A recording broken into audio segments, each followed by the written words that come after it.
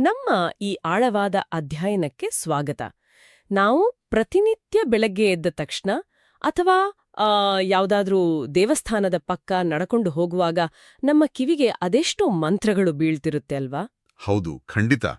ಸ್ತೋತ್ರಗಳು, ಸುಪ್ರಭಾತಗಳು ಎಲ್ಲವೂ ಕೇಳಿಸ್ತಾ ಇರುತ್ತೆ. ಅದರಲ್ಲಿ ಅತ್ಯಂತ ಪ್ರಮುಖವಾದದ್ದು ಬಹುಶಃ ನಾವೆಲ್ಲರೂ ನಮ್ಮ ಜೀವನದಲ್ಲಿ ಒಮ್ಮೆಯಾದರೂ ಕೇಳಿರುವ ಅಥವಾ ಪಠಿಸಿರುವ ಮಂತ್ರ ಎಂದ್ರೆ ಅದು ಗಾಯತ್ರಿ ಮಂತ್ರ. ನಿಜ. ಅದು ನಮ್ಮ ಸಂಸ್ಕೃತಿಯ ಒಂದು ಅವಿಭಾಜ್ಯ ಅಂಗ ಅಂತಾನೆ ಹೇಳಬಹುದು.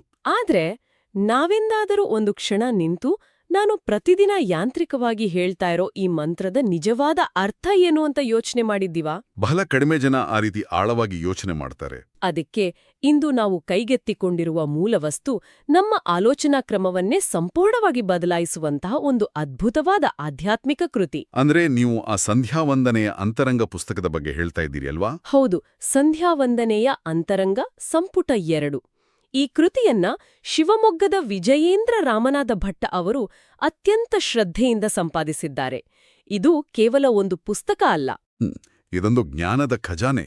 ಶ್ರೀ ಸಂಸ್ಥಾನ್ ಗೋಕರ್ಣ ಪರ್ತಗಾಳಿ ಮಠದ ಶ್ರೀ ವಿದ್ಯಾಧೀಶ ತೀರ್ಥ ಶ್ರೀಪಾದ ವಡೇರ ಸ್ವಾಮೀಜಿಯವರ ಆಶೀರ್ವಾದದೊಂದಿಗೆ ಹೊರಬಂದಿರುವ ಕೃತಿ ಇದು. ಇದರ ಹಿಂದೆ ವೇದಮೂರ್ತಿ ರಾಮನಾಥ ಅಪ್ಪಯ್ಯ ಭಟ್ಟರ ದೀರ್ಘಕಾಲದ ಪೂಜಾ ಕೈಂಕರ್ಯದ ಅನುಭವ ಕೂಡ ಇದೆ. ಆ ದೀರ್ಘಕಾಲ ಅಂದ್ರೆ ಎಷ್ಟು ವರ್ಷ ಅಂತ ಗೊತ್ತಾ? ಅವರು ತಮ್ಮ 14ನೇ ವಯಸ್ಸಿನಿಂದಲೇ ಈ ಪೂಜಾ ಕೈಂಕರ್ಯವನ್ನು ಆರಂಭಿಸಿದರು. ಊಹಿಸ್ಕೊಳ್ಳಿ, ಒಂದು ಜೀವಮಾನದ ಶ್ರದ್ಧೆ, ಭಕ್ತಿ ಇದರಲ್ಲಿದೆ. ನಮ್ಮ ಇಂದಿನ ಈ ಆಳವಾದ ಅಧ್ಯಯನದ ಉದ್ದೇಶ ಬಹಳ ಸ್ಪಷ್ಟವಾಗಿದೆ. ನಿತ್ಯವೂ ನಾವು ಅಂದ್ರೆ ಕೇವಲ ಒಂದು ವಾಡಿಕೆಯಂತೆ ಹೇಳುವ ಗಾಯತ್ರಿ ಮಂತ್ರದ ಹಿಂದಿರುವ ಅಸೀಮವಾದ ಅರ್ಥವನ್ನ ಬಿಡಿಸಿ ನೋಡೋದು. ವಿಶೇಷವಾಗಿ ಶ್ರೀಮಧ್ವಾಚಾರ್ಯರ ಋಗ್ಭಾಷ್ಯದ ಆಧಾರದ ಮೇಲೆ ಇದನ್ನ ಅರ್ಥ ಮಾಡ್ಕೊಳ್ಳೋದು ಇವತ್ತಿನ ನಮ್ಮ ಮುಖ್ಯ ಗುರಿ. ಹೌದು, ಈ ಜ್ಞಾನದ ಮೂಲಕ ಕೇವಲ ಭಕ್ತಿ ಮಾತ್ರವಲ್ಲ, ಭಕ್ತಿಯುಕ್ತ ಜ್ಞಾನಯೋಗವನ್ನ ನಮ್ಮ ದೈನಂದಿನ ಜೀವನಕ್ಕೆ ಹೇಗೆ ಅಳವಡಿಸಿಕೊಳ್ಳಬಹುದು ಎಂಬುದನ್ನ ಅರಿಯೋದೇ ನಮ್ಮ ಹಿಂದಿನ ಮಿಷನ್. ನೀವು ಆರಂಭದಲ್ಲಿ ಯಾಂತ್ರಿಕತೆ ಅನ್ನೋ ಪದ ಬಳಸಿದ್ರಿ ನೋಡಿ, ಅದು ಬಹಳ ಮುಖ್ಯವಾದದ್ದು. ನಾವು ಈ ಕೃತಿಯನ್ನ ಪರಿಶೀಲಿಸಿದಾಗ ಎದ್ದು ಕಾಣುವ ಕುತೂಹಲಕಾರಿ ಸಂಗತಿ ಏನಂದ್ರೆ, ಇದು ನಮ್ಮನ್ನ ಕೇವಲ ಬಾಹ್ಯ ಆಚರಣೆಗಳಿಗೆ ಸೀಮಿತಗೊಳಿಸಲ್ಲ. ಬಾಹ್ಯ ಆಚರಣೆ ಅಂದ್ರೆ ಆಚರಣೆಗಳ ಹಿಂದಿರುವ ಅಂತರಂಗದ ಅರಿವಿನ ಕಡೆಗೆ ನಮ್ಮನ್ನ ಕೈಹಿಡಿದು ನಡೆಸುತ್ತೆ. ನಮಗೆಲ್ಲರಿಗೂ ಗೊತ್ತಿರುವ ಹಾಗೆ ಸಂಧ್ಯಾವಂದನೆಯ ಅಂತರಂಗದ ಮೊದಲ ಸಂಪುಟವು ಭಕ್ತಿಯುಕ್ತ ಕರ್ಮಯೋಗದ ಬಗ್ಗೆ ಹೆಚ್ಚು ಒತ್ತು ನೀಡಿತ್ತು. ಹೌದು, ಮಂತ್ರಗಳನ್ನ ಹೇಗೆ ಉಚ್ಚರಿಸಬೇಕು, ಸ್ನಾನದ ವಿಧಿವಿಧಾನಗಳೇನು, ಮುದ್ರೆಗಳನ್ನ ಹೇಗೆ ಹಿಡಿಬೇಕು ಅನ್ನೋ ಭೌತಿಕ ಕ್ರಿಯೆಗಳ ಬಗ್ಗೆ ಅಲ್ಲಿ ವಿವರಣೆ ಇತ್ತು. ಆದರೆ ಈ 2ನೇ ಸಂಪುಟ ಸಂಪೂರ್ಣವಾಗಿ ಬೇರೆದೇ ಆದ ಒಂದು ಮಜಲಿಗೆ ನಮ್ಮನ್ನ ಕರೆದೊಯ್ಯುತ್ತೆ. ಇದು ಭಕ್ತಿಯುಕ್ತ ಜ್ಞಾನಯೋಗದತ್ತ ಬೆಳಕು ಚೆಲ್ಲುತ್ತೆ. ಅಂದ್ರೆ ನೀವು ಮಾಡೋ ಪ್ರತಿಯೊಂದು ಕ್ರಿಯೆಯ ಹಿಂದಿರುವ ಅನುಸಂಧಾನದ ಬಗ್ಗೆ ಮಾತಾಡುತ್ತೆ ಅಲ್ವಾ? ನಿಖರವಾಗಿ. ಅಂತರಂಗದ ಅರಿವು ಮತ್ತು ಸದಾಚಾರಗಳ ಬಗ್ಗೆ ಇದು ಆಳವಾಗಿ ವಿಶ್ಲೇಷಿಸುತ್ತೆ. ಮಂತ್ರಗಳನ್ನ ಕೇವಲ ಬಾಯಲ್ಲಿ ಉಚ್ಚರಿಸುವುದಕ್ಕೂ ಆ ಪ್ರತಿ ಪದದ ಅರ್ಥವನ್ನರಿತು ಧ್ಯಾನಿಸುವುದಕ್ಕೂ ಇರುವ ಅಜಗಜಾಂತರ ವ್ಯತ್ಯಾಸವನ್ನ ಕಣ್ಣಿಗೆ ಕಟ್ಟುವಂತೆ ವಿವರಿಸುತ್ತೆ. ಒಂದ್ ನಿಮಿಷ, ಇಲ್ಲಿ ನೀವು ಅನುಸಂಧಾನ ಅನ್ನೋ ಪದವನ್ನ ಬಳಸಿದ್ರಿ. ಸಾಮಾನ್ಯ ಅರ್ಥದಲ್ಲಿ ಹೇಳೋದಾದ್ರೆ ಯಾವುದೇ ಒಂದು ಕೆಲಸವನ್ನ ಕೇವಲ ಮಾಡೋದಕ್ಕೂ ಅದು ಏಕೆ ಮಾಡಬೇಕು, ಅದರ ಹಿಂದಿನ ತಾತ್ಪರ್ಯ ಏನು ಅಂತ ಅರಿತು ಮಾಡೋದಕ್ಕೂ ಬಹಳ ದೊಡ್ಡ ವ್ಯತ್ಯಾಸ ಇದೆ. ಖಂಡಿತ ಇದೆ. ನಮ್ಮ ದೈನಂದಿನ ಜೀವನವನ್ನೇ ಒಮ್ಮೆ ಗಮನಿಸಿ. ನಾವು ಬೆಳಿಗ್ಗೆ ಏಳ್ತೇವೆ, ವಾಹನ ಚಲಾಯಿಸ್ತಾ ಕಚೇರಿಗೆ ಹೋಗ್ತೇವೆ. ಹಲವು ಬಾರಿ ಕಚೇರಿ ತಲುಪಿದ ಮೇಲೆ ನಾನು ಯಾವ ರಸ್ತೆಯಲ್ಲಿ ಬಂದೆ ಅಂತ ನಮ್ಗೆ ನೆನ್ಪಿರಲ್ಲ. ಹೌದು, ಯಾಕಂದ್ರೆ ನಾವು ಆಟೋ ಪೈಲಟ್ ಮೋಡ್ನಲ್ಲಿರ್ತೀವಿ. ಎಕ್ಸಾಕ್ಟ್ಲಿ. ನಮ್ಮ ದಿನನಿತ್ಯದ ಪೂಜೆ, ಪುನಸ್ಕಾರಗಳು, ಜಪ ತಪಗಳು ಕೂಡ ಹೀಗೆಯೇ ಆಟೋ ಪೈಲಟ್ ಮೋಡ್ಗೆ ಹೋಗಿಬಿಟ್ವೇನೋ ಅನ್ಸುತ್ತೆ. ನಿಜ.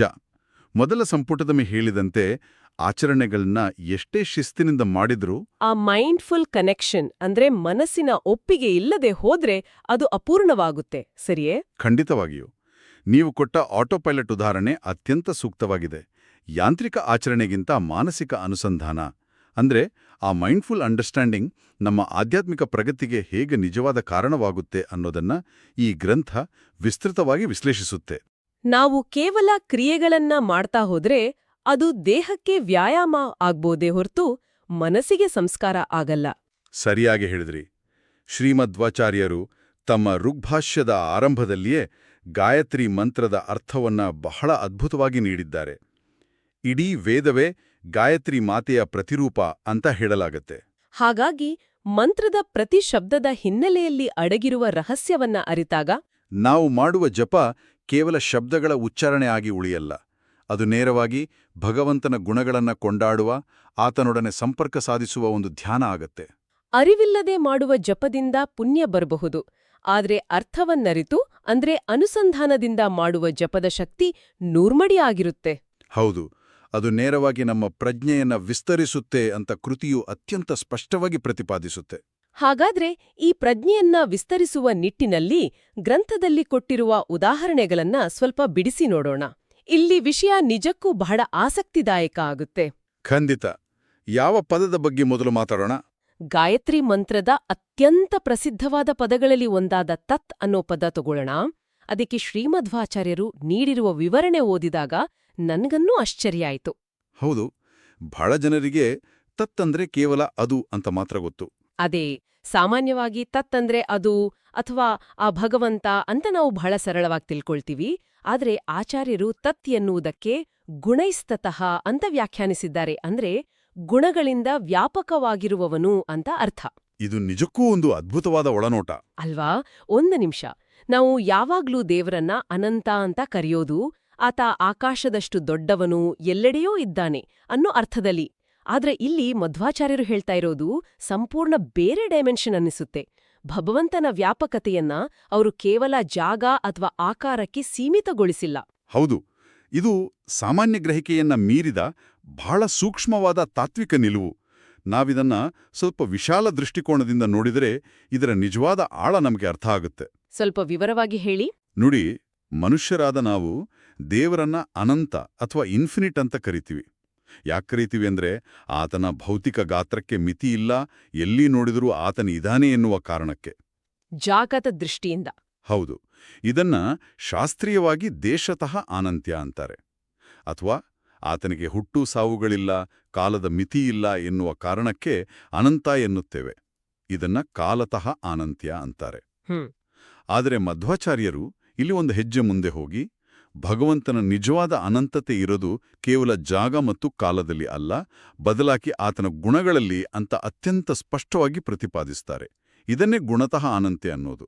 ಅಂದ್ರೆ ಗುಣಗಳ ಆಳವೇ ನಿಜವಾದ ಅನಂತತೆ ಅಂತಾಯ್ತಲ್ವಾ? ಇದನ್ನ ನಮ್ಮ ದೈನಂದಿನ ಜೀವನದ ಒಂದು ಉದಾಹರಣೆಗೆ ಅನ್ವಯಿಸಿ ನೋಡೋದಾದ್ರೆ, ಒಬ್ಬ ವ್ಯಕ್ತಿಯ ದೊಡ್ಡತನವನ್ನ ನಾವು ಹೇಗೆ ಅಳಿತೇವೆ? ಆತನ ವ್ಯಕ್ತಿತ್ವದ ಮೂಲಕ. ಹೌದು, ಆತ 6 ಅಡಿ ಇದ್ದಾನೋ ಅಥವಾ ಆತನ ದೈಹಿಕ ಗಾತ್ರ ಎಷ್ಟಿದೆ ಅನ್ನೋದರ ಮೇಲಲ್ಲ, ಬದಲಾಗಿ ಆತನ ಕರುಣೆ, ಪ್ರಾಮಾಣಿಕತೆ, ಜ್ಞಾನ, ತ್ಯಾಗ ಮನೋಭಾವ, ಈ ಗುಣಗಳ ಆಳ ಎಷ್ಟಿದೆ ಅನ್ನೋದರ ಮೇಲೆ ಆತನ ವ್ಯಕ್ತಿತ್ವದ ದೊಡ್ಡತನ ನಿಂತಿರುತ್ತೆ. ಬಹಳ ಸುಂದರವಾದ ಉದಾಹರಣೆ. ಒಬ್ಬ ಮನುಷ್ಯ ದೈಹಿಕವಾಗಿ ಎಷ್ಟೇ ಸಣ್ಣವನಿದ್ದರೂ ಆತನ ಗುಣಗಳು ಆತನನ್ನ ಮಹಾತ್ಮನನ್ನಾಗಿ ಮಾಡಬಲ್ಲವು. ಹಾಗೆಯೇ ಭಗವಂತನು ಕಾಲ ಮತ್ತು ದೇಶಗಳನ್ನ ಮೀರಿದವನಾದರೂ ಅವನ ನಿಜವಾದ ಹಿರಿಮೆಯಿರೋದು ಆತನ ಭೌತಿಕ ಗಾತ್ರದಲ್ಲಲ್ಲ, ಬದಲಾಗಿ ಆತನಲ್ಲಿರುವ ಅನಂತ ಕಲ್ಯಾಣ ಗುಣಗಳಲ್ಲಿ. ಎಕ್ಸಾಕ್ಟ್ಲಿ. ದಯೆ, ಕರುಣೆ, ಜ್ಞಾನ, ಆನಂದ ಇವೆಲ್ಲವೂ ಭಗವಂತನಲ್ಲಿ ಮಿತಿಯಿಲ್ಲದೆ ತುಂಬಿವೆ. ಇದನ್ನೇ ಗುಣೈಸ್ತತಃ ಎಂಬ ಪದ ಎತ್ತಿ ಹಿಡಿಯುತ್ತೆ. ನಿಜಕ್ಕೂ ಇದು ನಮ್ಮ ಆಲೋಚನಾ ಕ್ರಮವನ್ನೇ ಬುಡಮೇಲು ಮಾಡುವಂತಹ, ಆದ್ರೆ ಅಷ್ಟೇ ಸುಂದರವಾದ ಕಲ್ಪನೆ. ಖಂಡಿತ. ಕೇವಲ ಗಾತ್ರವನ್ನೇ ಅನಂತತೆಯ ಮಾನದಂಡವಾಗಿ ನೋಡುವ ನಮ್ಮ ಲೌಕಿಕ ಕಣ್ಣಿಗೆ ಗುಣಗಳ ಅನಂತತೆಯನ್ನ ಪರಿಚಯಿಸಿದ ಈ ಗ್ರಂಥದ ನೋಟ ಅನನ್ಯವಾದದ್ದು. ಗುಣಗಳ ಈ ಹಿನ್ನೆಲೆಯಲ್ಲೇ ನಾವು ಮುಂದಿನ ಪದವನ್ನ ಅರ್ಥೈಸ್ಕೊಳ್ಬೇಕು. ಮಂತ್ರದ ಮುಂದಿನ ಪ್ರಮುಖ ಪದ ಸವಿತುಹು. ಹೌದು, ಸವಿತುಹು ಬಗ್ಗೆ ಬರೋಣ.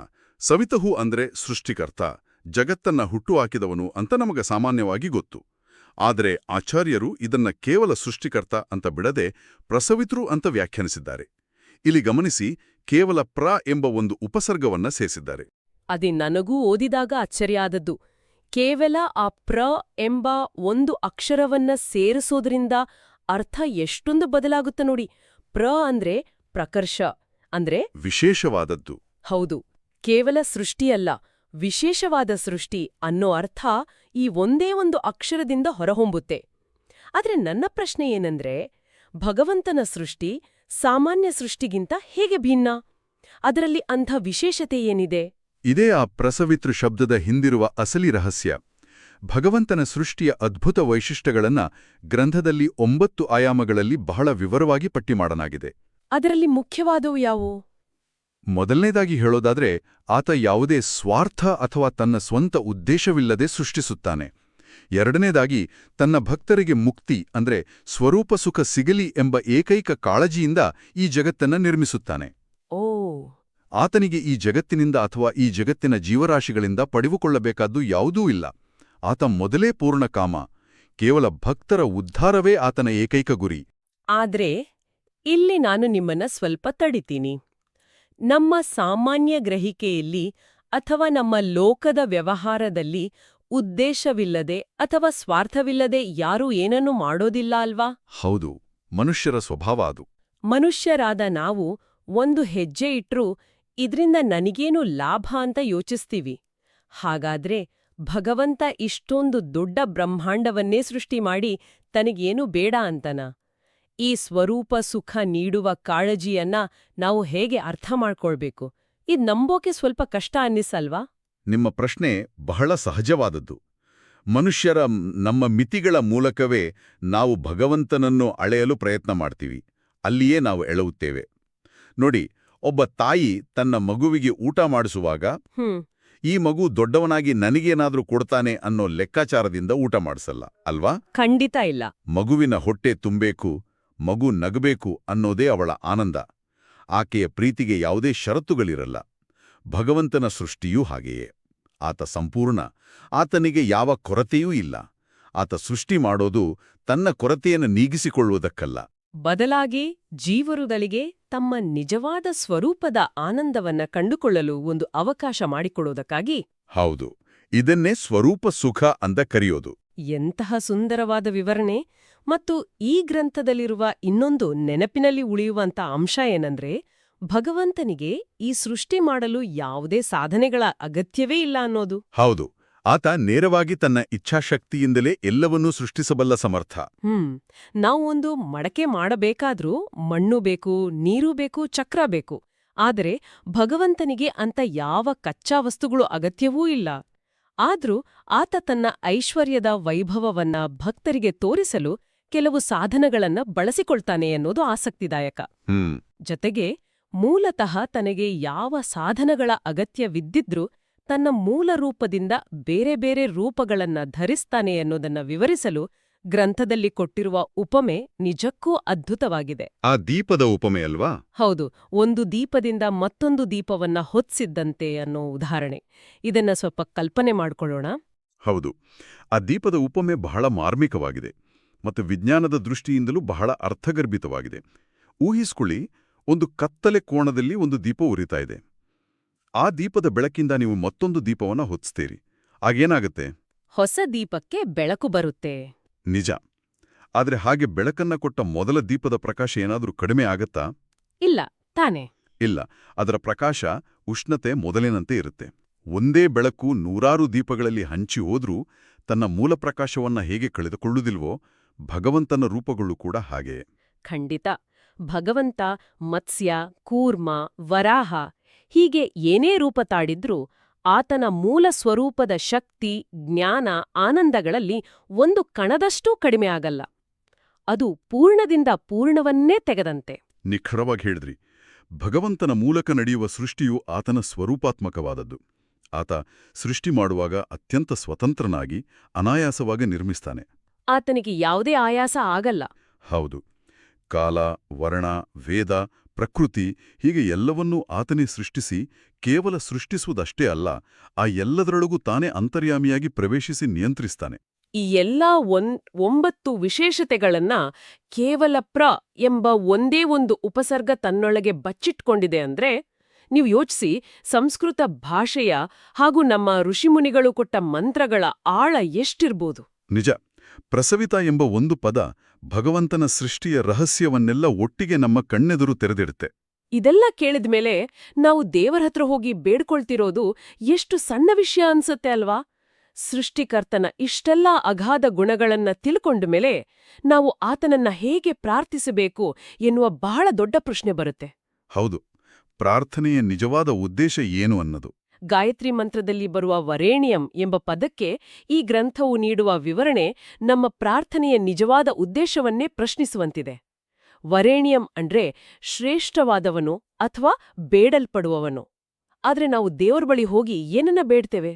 ನಮ್ಮ ಸಣ್ಣಪುಟ್ಟ ಆಸೆಗಳನ್ನ. ಹೌದು, ದೇವರೇ ನನಗೆ ಪ್ರಮೋಷನ್ ಕೊಡು, ನನ್ನ ಮಗನಿಗೆ ಎಕ್ಸಾಮ್ನಲ್ಲಿ ಪಾಸ್ ಮಾಡಿಸು, ಅಥವಾ ಒಂದು ಹೊಸ ಕಾರ್ ತಗೊಳ್ಳೋಕೆ ಸಹಾಯ ಮಾಡು. ಅಂದ್ರೆ ಕೇವಲ ನಮ್ಮ ಕ್ಷುಲ್ಲಕ ಕಾಮನೆಗಳನ್ನ ಈಡೇರಿಸು ಅಂತ ಪ್ರಾರ್ಥಿಸ್ತೀವಿ. ಆದ್ರೆ ಮಧ್ವಾಚಾರ್ಯರು ಹೇಳ್ತಾರೆ, ವರೇಣ್ಯೋ ಗುಣೋನ್ನತೇಹ. ಅಂದ್ರೆ ಆತ ಶ್ರೇಷ್ಠನಾಗಿರೋದು ಆತನ ಅನಂತ ಕಲ್ಯಾಣ ಗುಣಗಳ ಉನ್ನತಿಯಿಂದ. ಹಾಗಾಗಿ ನಾವು ಆತನ ಗುಣಗಳಿಗಾಗಿ ಆತನನ್ನ ಆಶ್ರಯಿಸಬೇಕು. ಈ ಗ್ರಂಥದ ನಿಲುವು ಬಹಳ ಆಳವಾದದ್ದು ಮತ್ತು ನಮ್ಮನ್ನ ನಾವು ತಿದ್ದಿಕೊಳ್ಳಲು ಪ್ರೇರೇಪಿಸುವಂಥದ್ದು. ಹೌದು, ಇದು ಪ್ರತಿಯೊಬ್ಬರೂ ಆತ್ಮಾವಲೋಕನ ಮಾಡಿಕೊಳ್ಳಬೇಕಾದ ವಿಷಯ.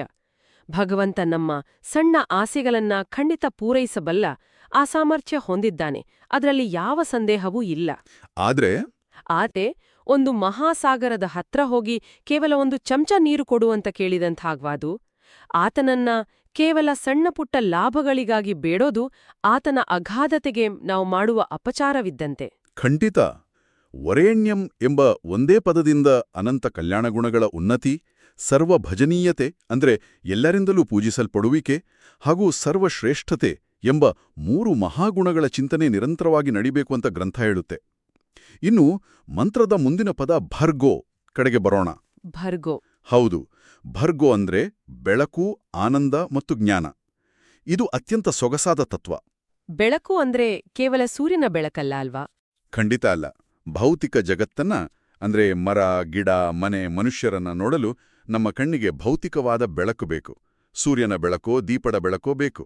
ಆದರೆ ಕಣ್ಣಿಗೆ ಕಾಣದ ಅತೀಂದ್ರಿಯ ವಸ್ತುಗಳನ್ನ ಅಂದ್ರೆ ಧರ್ಮ, ಅಧರ್ಮ, ಪಾಪ, ಪುಣ್ಯ. ಹೌದು, ಮತ್ತು ಮುಖ್ಯವಾಗಿ ಆ ಭಗವಂತನನ್ನ ನೋಡಲು ಯಾವ ಬೆಳಕು ಬೇಕು? ಅದಕ್ಕೆ ಜ್ಞಾನವೆಂಬ ಅಂತರಂಗದ ಬೆಳಕು ಬೇಕು. ಭಗವಂತನೇ ಆ ಜ್ಞಾನ ಸ್ವರೂಪ, ಆನಂದ ಸ್ವರೂಪ ಮತ್ತು ಪ್ರಕಾಶ ಸ್ವರೂಪ. ಆತನನ್ನ ಜ್ಞಾನ ಸ್ವರೂಪಿ ಅಂತ ನಾವು ಚಿಂತಿಸಿದ್ರೆ ಮಾತ್ರ ಆತ ನಮಗೆ ಆ ಜ್ಞಾನವನ್ನ ಕರುಣಿಸ್ತಾನೆ, ನಮ್ಮ ಒಳಗಿನ ಕತ್ತಲೆಯನ್ನ ದೂರ ಮಾಡ್ತಾನೆ. ಎಷ್ಟು ಅದ್ಭುತವಾದ ಮಾತು! ಕತ್ತಲಲ್ಲಿರುವ ವಸ್ತುಗಳನ್ನ ಹುಡುಕಲು ಬೆಳಕು ಬೇಕು, ಹಾಗೆಯೇ ಅಜ್ಞಾನದ ಕತ್ತಲಲ್ಲಿರುವ ನಮ್ಮನ್ನ ಹುಡುಕಿಕೊಳ್ಳಲು ಜ್ಞಾನದ ಬೆಳಕು ಬೇಕು. ನಿಖರವಾಗಿ. ಮತ್ತು ಇದೇ ಚಿಂತನೆ ಗಾಯತ್ರಿ ಮಂತ್ರದ ಮುಂದಿನ ಮತ್ತು ಬಹುಶಃ ಅತ್ಯಂತ ಪ್ರಮುಖ ಭಾಗದಲ್ಲಿ ಪ್ರತಿಫಲಿಸುತ್ತೆ. ದೇವಸ್ಯ ಅಂದ್ರೆ ಬೆಳಗುತ್ತಿರುವವನು, ಎಲ್ಲರನ್ನೂ ನೋಡುವವನು ಹಾಗೂ ಸ್ವತಂತ್ರವಾಗಿ ಜಗತ್ತನ್ನ ನಡೆಸುವವನು. ಆ ಭಗವಂತ, ಆ ಜ್ಞಾನಸ್ವರೂಪಿ ನಮ್ಮ ಬುದ್ಧಿಯನ್ನ ಪ್ರೇರೇಪಿಸಲಿ ಎಂಬುದೇ ಧಿಯೋ ಯೋನಃ ಪ್ರಚೋದಯಾತ್ ಎಂಬುದರ ಅರ್ಥ. ಹೌದು, ಪ್ರಚೋದಯಾತ್ ಅಂದ್ರೆ ಪ್ರೇರೇಪಿಸಲಿ.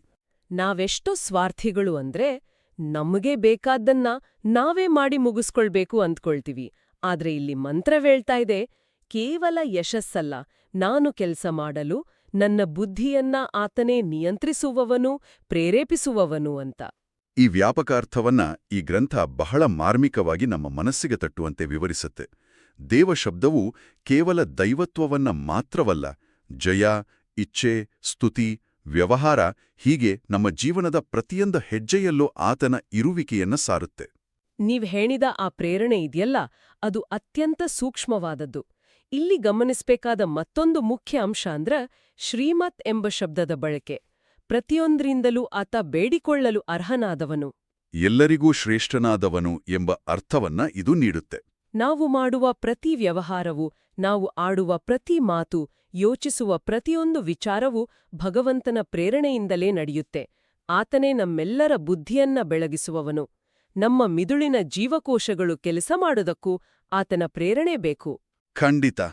ಮಂತ್ರದ ಪ್ರತಿಯೊಂದು ಪದವು ಅಂದ್ರೆ ಆ ಭಗವಂತನಿಂದ ಹಿಡಿದು ಪ್ರಚೋದಯಾತ್ ಅಂದ್ರೆ ನಮ್ಮ ಬುದ್ಧಿಯನ್ನ ಪ್ರೇರೇಪಿಸಲಿ ಎನ್ನುವರೆಗೆ ಭಗವಂತನ ಅಗಾಧವಾದ ಜ್ಞಾನ, ಗುಣ ಮತ್ತು ಆತನ ಮೇಲಿನ ನಮ್ಮ ಸಂಪೂರ್ಣ ಅವಲಂಬನೆಯನ್ನ ಪದೇ ಪದೇ ನೆನಪಿಸುತ್ತೆ.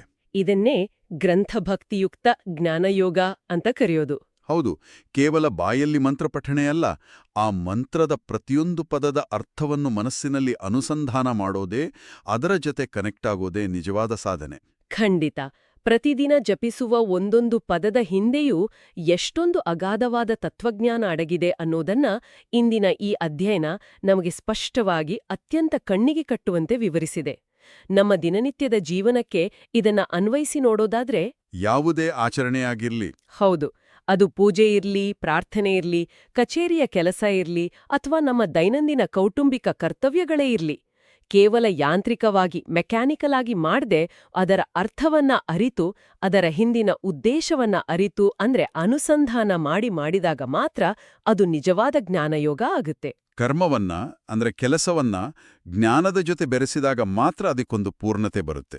ವಿಜಯೇಂದ್ರ ರಾಮನಾಥ ಭಟ್ಟರ ಸಂಪಾದನೆಯ ಈ 2ನೇ ಸಂಪುಟ ಕೇವಲ ಒಂದು ಧಾರ್ಮಿಕ ಪುಸ್ತಕವಾಗಿ ನಮ್ಮ ಪೂಜಾ ಕೊಠಡಿಯಲ್ಲಿ ಉಳಿಯದೆ ಬದುಕಿನ ಪ್ರತಿ ಕ್ಷಣವನ್ನು, ಪ್ರತಿ ಉಸಿರನ್ನು ಜಾಗೃತವಾಗಿರಿಸುವ ಒಂದು ದೈನಂದಿನ ಕೈಪಿಡಿಯಾಗಿದೆ. ಹೌದು. ಮತ್ತು ಇಷ್ಟೆಲ್ಲ ಚರ್ಚೆ ಮಾಡಿದ ಮೇಲೆ ನಮ್ಮ ಈ ಆಳವಾದ ವಿಶ್ಲೇಷಣೆಯ ಸಾರಾಂಶವನ್ನ ಗ್ರಹಿಸಿದಾಗ ಒಂದು ವಿಷಯ ಸ್ಪಷ್ಟವಾಗುತ್ತೆ. ಗಾಯತ್ರಿ ಮಂತ್ರದಂತಹ ಕೇವಲ ಕೆಲವು ಪದಗಳಲ್ಲಿ ಇಡೀ ಬ್ರಹ್ಮಾಂಡದ ಸೃಷ್ಟಿ, ಭಗವಂತನ ಅನಂತ ಗುಣಗಳ ರಹಸ್ಯ ಮತ್ತು ಜ್ಞಾನದ ಬೆಳಕು ಅಡಗಿದೆ. ಈ ಗ್ರಂಥ ಆ ರಹಸ್ಯದ ಬಾಗಿಲನ್ನ ನಮ್ಗೆ ಸ್ವಲ್ಪ ಮಟ್ಟಿಗೆ ತೆರೆ ತೋರಿಸಿದೆ. ಮಂತ್ರದ ಪ್ರತಿ ಅಕ್ಷರವೂ ನಮ್ಮ ಅಂತರಂಗವನ್ನ ಬೆಳಗುವ ದೀಪ ಆಗಬಲ್ಲದು ಅನ್ನೋದನ್ನ ನಾವಿಂದು ಅರಿತುಕೊಂಡ್ವಿ. ನಿಜ. ಮತ್ತು ಈ ಎಲ್ಲಾ ಚರ್ಚೆಯ ಕೊನೆಯಲ್ಲಿ ನನ್ನ ಮನಸ್ಸಿನಲ್ಲಿ ಒಂದು ಪ್ರಶ್ನೆ, ಒಂದು ಪ್ರಚೋದನಾತ್ಮಕ ಚಿಂತನೆ ಮೂಡ್ತಾ ಇದೆ. ನಾವು ಯಾಂತ್ರಿಕತೆಯ ಬಗ್ಗೆ, ಆಟೋಪೈಲಟ್ ಬಗ್ಗೆ ಮಾತಾಡಿದ್ವಿ. ಇಂದು ತಂತ್ರಜ್ಞಾನ ಎಷ್ಟೊಂದು ಮುಂದುವರೆದಿದೆ ಅಂದ್ರೆ ಆರ್ಟಿಫಿಷಿಯಲ್ ಇಂಟೆಲಿಜೆನ್ಸ್ ಅಥವಾ ಎಐ ವ್ಯವಸ್ಥೆಗಳು.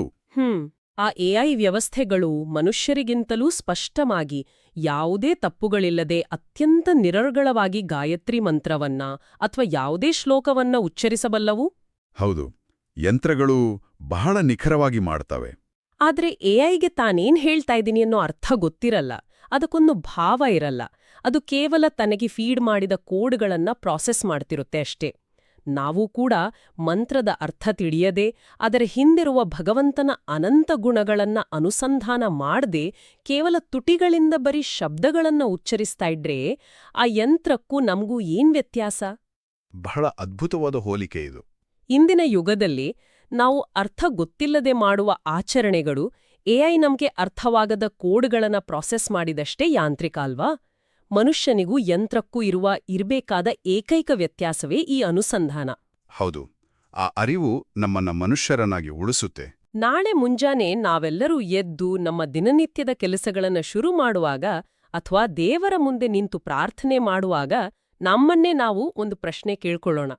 ನಾನೀಗ ಕೇವಲ ಕೋಡ್ ಪ್ರಾಸೆಸ್ ಮಾಡ್ತಿವ ಯಂತ್ರ ಆಗಿದ್ದೀನೋ ಅಥವಾ ಪ್ರತಿಯೊಂದು ಕ್ರಿಯೆಯ ಹಿಂದಿನ ಅರ್ಥವನ್ನರಿತು ಜೀವಿಸ್ತಾ ಇರೋ ಪ್ರಜ್ಞಾವಂತ ಮನುಷ್ಯನಾಗಿದ್ದೀನೋ? ಈ ಒಂದು ಚಿಂತನೆ ಎಲ್ಲರ ಮನಸ್ಸಲ್ಲೂ ಮೂಡ್ಲಿ. ಹೌದು, ಈ ಒಂದು ಚಿಂತನೆ ಕೇವಲ ಬಾಹ್ಯ ಆಚರಣೆಗಳ ಆಚೆಗೆ ನಮ್ಮ ಅಂತರಂಗವನ್ನು ಒಮ್ಮೆ ಇಣುಕಿ ನೋಡಲು ನಮಗೆ ಪ್ರೇರಣೆಯಾಗಲಿ. ಈ ಸುಂದರವಾದ ಹಾಗೂ ಅತ್ಯಂತ ತಾತ್ವಿಕವಾದ ಪಯಣದಲ್ಲಿ ನಮ್ಮೊಂದಿಗೆ ಪಾಲ್ಗೊಂಡಿದ್ದಕ್ಕಾಗಿ ಅನಂತ ಧನ್ಯವಾದಗಳು. ದೈನಂದಿನ ಜೀವನದಲ್ಲಿ ಸಣ್ಣ ಸಣ್ಣ ಕೆಲಸಗಳಲ್ಲೂ ಆಡುವ ಪ್ರತಿ ಮಾತುಗಳಲ್ಲೂ ಆಳವಾದ ಅರ್ಥವನ್ನ ಹುಡುಕುವ ಜಾಗೃತ ಪ್ರಯತ್ನ ನಮ್ಮೆಲ್ಲರದ್ದಾಗಲಿ. ಶುಭವಾಗಲಿ.